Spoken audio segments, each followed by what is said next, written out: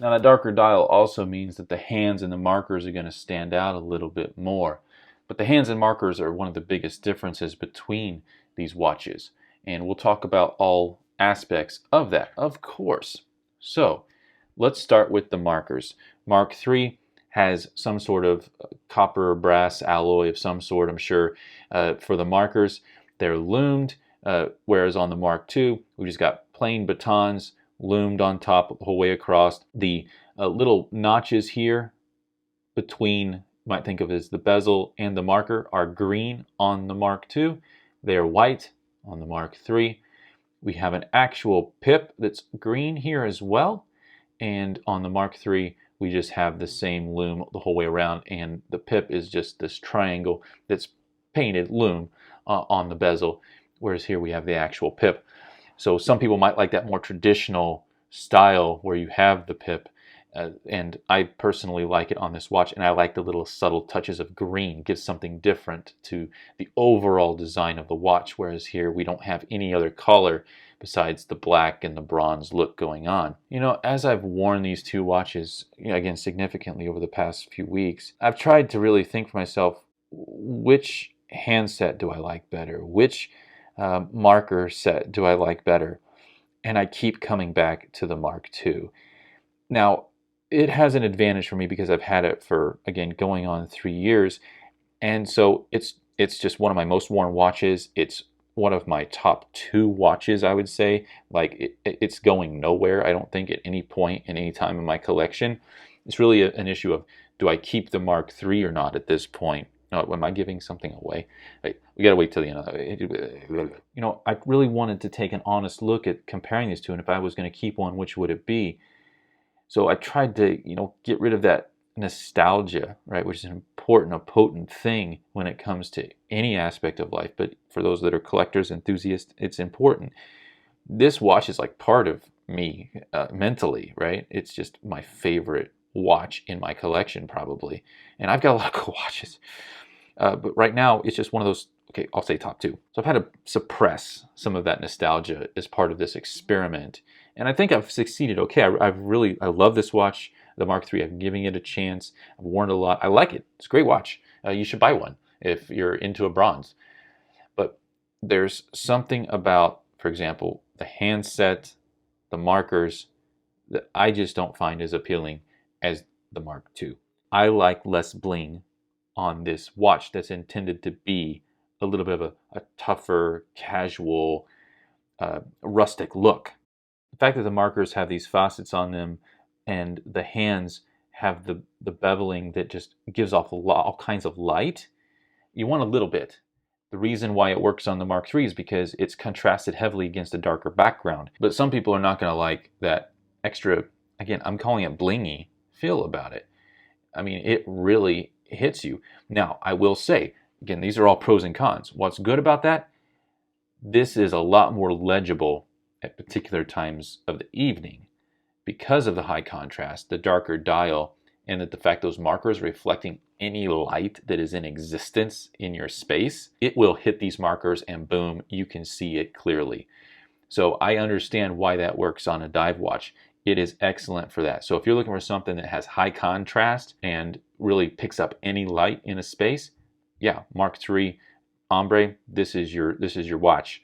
It does that. Or any of really the MK3 Tridents. That's how they're designed. So you can have extremely legible dials in a dive scenario, even though none of you or most of you are not diving with these watches. And these are both awesome watches, so I should really stay positive regarding both of them.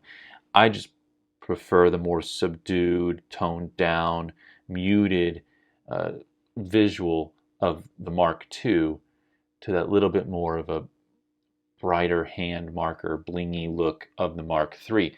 That's just me. Steel would be a different ballgame a little bit, but I think here in this bronze setting, the Mark II wins in that for me. Now let's pop in a little bit closer here and talk about the hands more specifically. I actually like the Mark II Trident hand design better. They're a little bit different, you can see. I actually like the longer prongs on the Mark II Trident as opposed to the shorter and wider sort of visual of the Mark III. So I like the Trident here better. I also prefer the hands minute and hour on the Mark II. This is called the onion hand, but you know what? I think it's better. We've got a smaller dial over here, just a little bit. Again, this diameter is a mil difference. The hour hand on the Mark III, it's too big. It's actually obtrusive. Other than where it is right now, where you're seeing it, it's like on top of something. It's so wide, and so much of it is wide, that it's like blocking stuff all the time. It's blocking what you're wanting to look at, which is just a beautiful dial. It's either over the date, or it's over the text, it's over the center. And because it's so wide top to bottom, it just feels like it's in the way visually all the time. Notice just a subtle design thing that would have made a big difference here. Look at the onion hand. See that little cutout there right at the base of it? Imagine if you had this Mark III, pull that base up toward the point a little bit and put that same cutout. Then you have this generational consistency between the models. It would have made a big impact, a big difference, and would have given you, again, a little bit of an eyesight, a little bit more into the dial of a look than this full-on, fairly wide hand. And I'll say, in terms of the pros and the cons, the biggest con about the Mark II is the bezel. The biggest con about the Mark III is the hour hand. I just, honestly, personally, I find the design of it annoying. But the minute hand, it's fine. It harkens to the C65 range, and when they redesigned those hands a little bit. But I do like the handset on the Mark II better, just the way it is, from the Trident design to the hour and minute hands, just better on the Mark II. Again, one person, my opinion, agree to disagree, maybe. Well, I just mentioned the bezel, so let's continue that part of the conversation. There's some people that like a little bit of a wider bezel. Some people might like a thinner bezel. I prefer the wider one when comparing these two. There's actually a millimeter difference between these two. This one's 4.5 millimeters wide. Think of it between the glass and the edge of the bezel. So this insert is 4.5 millimeter, 3.5 millimeter on the Mark III. So a millimeter difference between the bezel insert widths on this.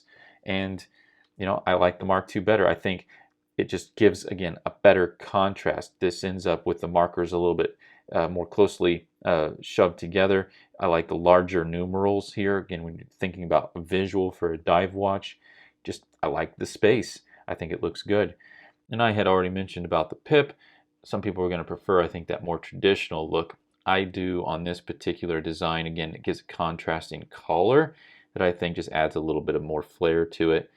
So I like the width and the pip on the Mark II, but where the Mark III really does stand out is with the bezel action itself.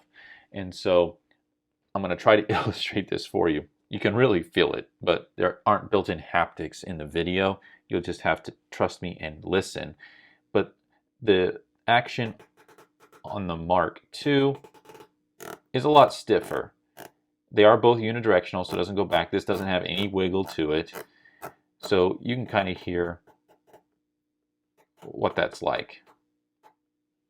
But it's dead center. Enter the Mark III. Hear that difference? It is 10 times better. It's smoother, easy to turn. It's actually almost hard to turn on the Mark II. So smooth action, again, no wiggle. It's unidirectional.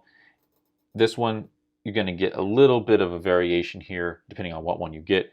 Mine is just a hair to the left. It's within spec. It's not one of those things that you would get it repaired or send it in for, or anything like that. Just a little bit of a hair to the left. Here, let me see if I can show you. Off maybe just a little bit, you know, versus the Mark II, which is like spot on, dead center. Don't let little things like that bother you too much, but not something you would, complain about. I wouldn't complain about it because, hey, it's within spec. It's center. It doesn't have much wiggle to it. And it looks fine to the naked eye from most of a distance. I think I have to say, if I had to choose between the two, Mark III, just because the action is so much better, but I do prefer the width and the pip on the Mark II. Now, something I hadn't originally planned to talk about was the crown. The crown is a little bit different, and I prefer it on the Mark II, and here's why. I like a little bit of a wider surface with the thinner cutouts. Whenever you come to the Mark III, sort of more even, I guess you would say, between the two, whereas it's a little bit more imbalanced on the Mark III. You just got the wider surface, thinner cutout, and they're about equal in terms of what's being cut out and what's being left on the surface for the crown. And I guess, again, going back to that sort of tougher look, I kind of like this. Makes those cutouts look a little bit deeper, darker, because there's a little bit less of that than what's on the surface. Both of them have the twin flag motif on the crown. See what that looks like. I just love starting to see that patina come up on these watches. Doesn't take very long to get started, but it takes a little while for it to get really, settled in. Speaking of patina, what do I think it's going to look like, once both of these have about the same amount on them? I think it's going to look better on the Mark II just because it's got this singular flat surface. That really shows off patina in a sort of, again, a singular way. And I think that's the idea of this type of a watch. It's not to look extreme or fancy or blingy, that kind of thing. You get edges where you touch them, right, that look a little bit brighter and appear a little bit more brighter in certain light.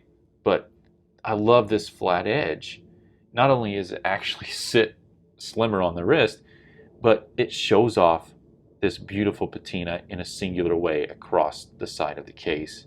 And of course you can see these gouges in here, and it just looks so good. The contrast between where you're getting oils on it and touching it, and it brightens up a little bit, and then that deeper patina.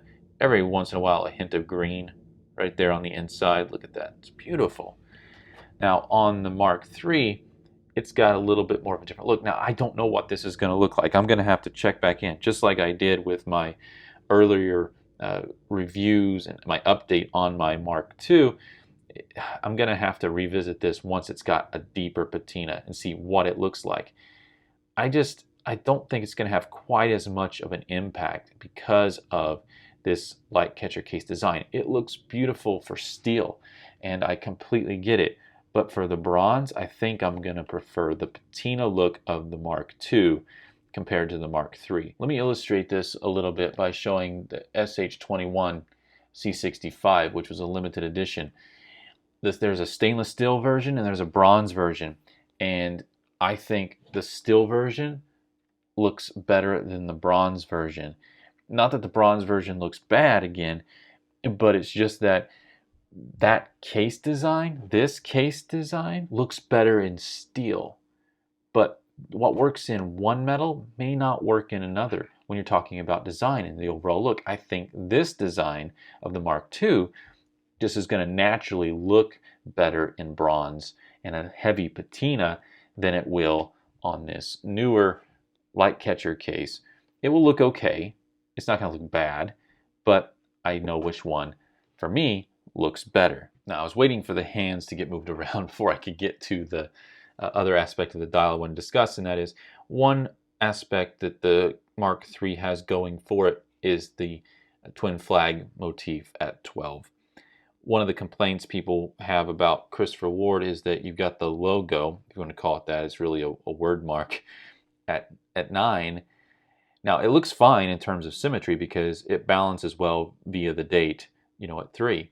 So this has balance to it. It doesn't look unbalanced, but you can see when the hands are in a certain direction like they are right now, you have quite the blank space across the top, which is just atypical of watches. Usually logos are at 12. Now, that's got some pros and cons like anything else to it. Don't mind it on this watch at all, to be honest. But the Mark III has that newer use of this twin flags. At some point, who knows if they'll drop the word mark. This was first done on the christopherward enthusiast Facebook group, LE. We're the first ones that asked for it. They did it for us. The stamping there, it's a little bit darker on the interior. Again, good contrast with the surface of the dial and the scratches, and it fills that void a little bit. So you have to give credit that does look good. It's got symmetry, keeps that symmetry. It's not that this one is imbalanced Again, because there's just something at 9, 3, and 6 looks okay, but that twin flag would look good on here as well. And for these two watches, I'm not going to spend any real time on discussing the movement, just that kind of quick overview. They have the exact same movement. It's buttery smooth. It is a Swiss movement, Sileta SW200 COSC, so they're both certified chronometers. CW sends the COSC certs with them.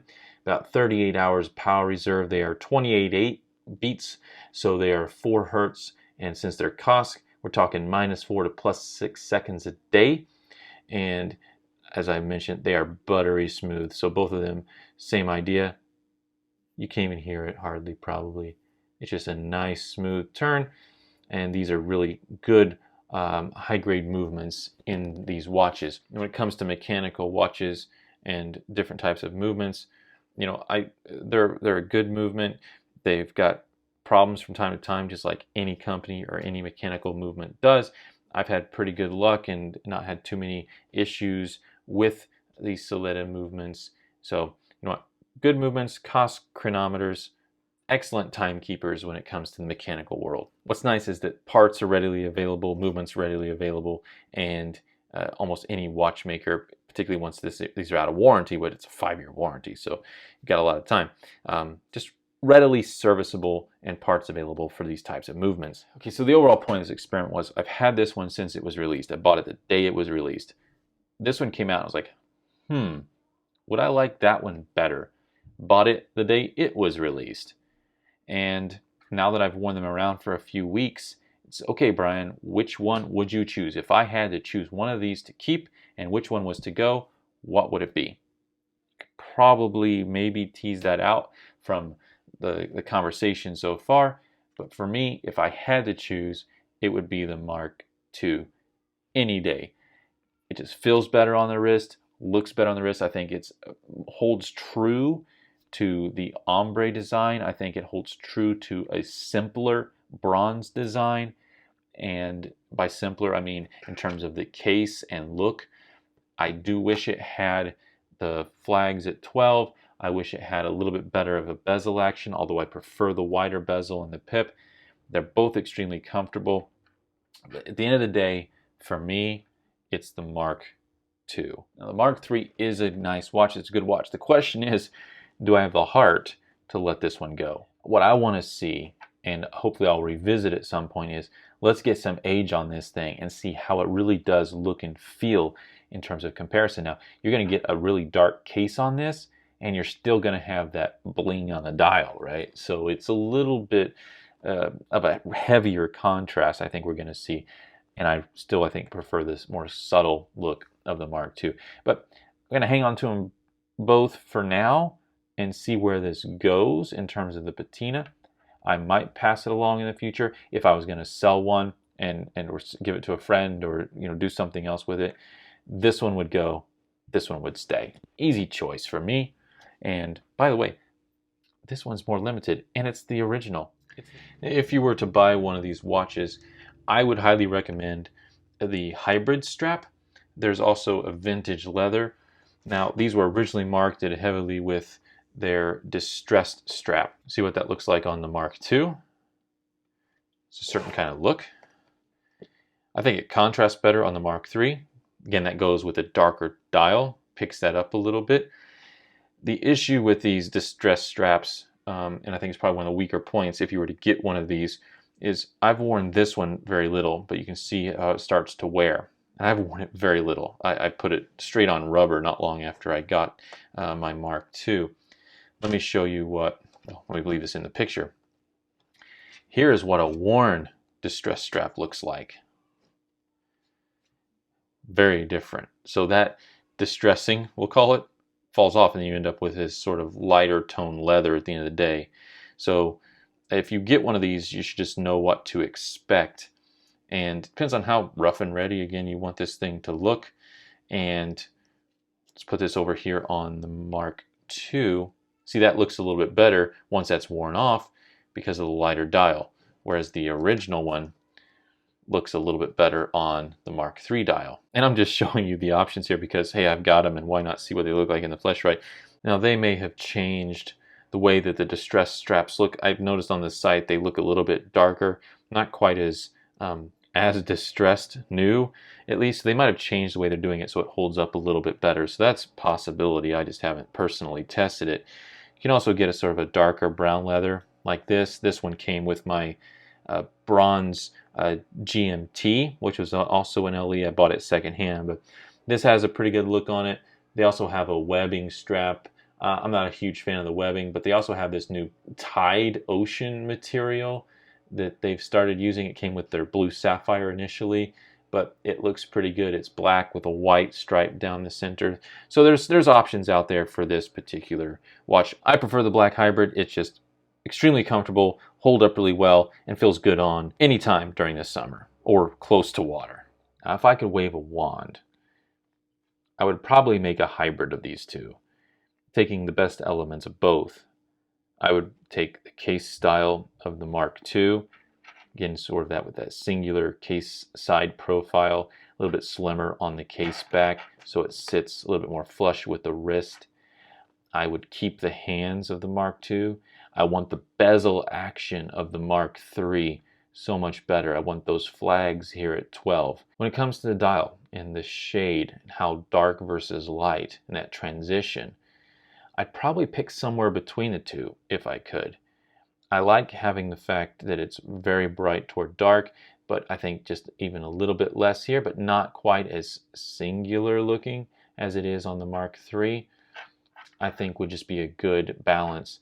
So somewhere between the two would be, I think, optimal.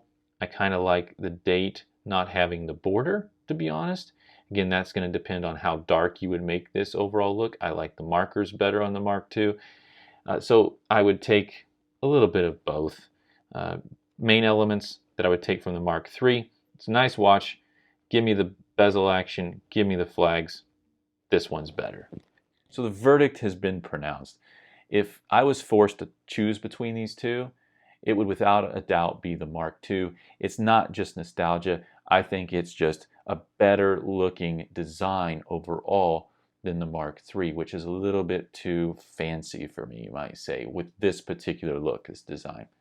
And it's not that the Mark III is bad. It's what's available now. It gives people an opportunity to get something very similar to that original version. But if you're an owner, or if you're after one of these and you are questioning between, well, which one? Should I look on secondary market for the Mark II, or should I get one of the new ones that's still available? At the timing of the filming of this video, they went pretty fast the first time around. There's only 500 of these. But if you're choosing, there's pros and cons to both. We've discussed all of that. For me, I would go with the Mark II. Now, some of that's going to come down to wrist size. The Mark III does wrap a little bit, at least visually in terms of the look, whereas the lugs stick out a little bit more on the Mark II. Now, there might be some people watching this video who, like me, are fellow Mark II owners, and that new one comes out and it's like, oh, why did they do that? Are they taking something away from the original version? In my estimation, no. Though they look very similar at a distance or on a quick glance, they're very different watches, as I've tried to illustrate throughout this video. The Mark III does have some advantages. It does have that shorter lug to lug, so it does have a visual, wrap around the wrist that looks a little bit better, and it does have a much better bezel action. But when it comes to all the other characteristics, I really do prefer the Mark II. So you're not losing out on not having or updating, mentally or literally to the new version. You've got a great watch, the original. It's a little bit stiff bezel action, but you know what? How many of you really use it that much? Eh? Let's be honest. But I am going to hang on to the Mark III for the time being, because I think I want to have a better picture of what this thing looks like once it has some age, some patina on it, which will give me a much better idea, almost a better comparison, because this one just has that age and that great look about it. This one still has a little bit of newness about it. The patina's just started, as you saw in the other clips in the video. It'll be interesting to see how this overall design combination looks once that case is aged, particularly with the contrast between the case and the hands and markers, which reflect a lot of light, as we discussed, and I like the more subtle version that the Mark II offered with the batons and brushed hands. So thanks for joining me for this Battle of the Bronze. You've got my verdict. Comments below Tell me what you think about bronze watches generally, but also on which of these stands out to you as the, I don't want to say better, they're both good. But thanks for hanging around. Hit that subscribe button, the bell if you want updates. Instagram, watch_complications, and my site, watchcomplications.com. Follow me here and all my content I'm putting out there. Thanks everyone, I'm out.